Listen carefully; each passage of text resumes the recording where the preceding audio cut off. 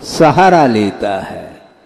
किसको शुद्ध करना है? उसको असत्य को सत्य के रूप में शुद्ध करने के लिए 1000 बार और असत्य बोलने के लिए वह तैयार हो जाता है। तो ऐसे स्थिति में वह करना क्या चाहता है? भूल करके भी दूसरे की निंदा ठीक नहीं। मान लो, यह भी कहा है आगम में, मान लो कोई चोरी कर रहा है तो उसको क्या कहते हैं? चोर कहते हैं। किंतु आगम की आज्ञा है वृत्तियों के लिए कि सामने कोई चोर खड़ा है, तुम चोर हो इस प्रकार कहने के लिए भी निषेध किया है। चोर को चोर के रूप में जानो और उससे बचने का प्रयास करो, ये तो ठीक है। पापी को जानो किंतु कहो नहीं तुम पापी हो।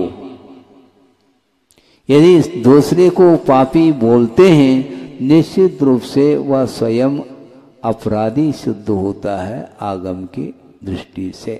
इसलिए व्रती कभी भी दूसरे के लिए कहता क्या है? वह कहता कुछ नहीं, जानता है। यदि गुणी देखने में आता है तो उसकी प्रशंसा करता है, और गुणी नहीं देखने में आता, कोई मान लो अवगुणी देखने में आ रहा है, तो वह माध्यस्थ भाव का धारण कर लेता है। माध्यस्थ भाव को रखता है। कभी भी वह नहीं कहता मुख से कि तुम अपराधी हो। अपराधी को अपराधी कहना भी बड़ा अपराध माना गया है। और जो निरपराध व्यक्ति है उसके लिए भी वह अपराधी सिद्ध करने का पुरुषार्थ करता है।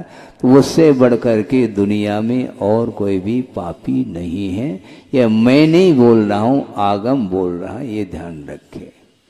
तो मैं ये कह रहा था, दूसरे की निंदा का भाव करने से नीच गोत्र का बंध होता है, और अपनी आत्म प्रशंसा करने से भी नीच गोत्र का बंध होता है। अपनी प्रशंसा करने के लिए खड़ा हो जाता है। अपनी प्रशंसा वह चाहता है दूसरे के द्वारा। दूसरा यदि मान लो आपकी प्रशंसा करता है तो आप वंस मोर कहते हैं। मान लो कोई आलोचना कर रहा है तो उसके ऊपर वार करते हैं। ये होता है। तो इसके द्वारा अनर्थ हो रहा है, ये ध्यान रखें। बहुत कठिन काम है।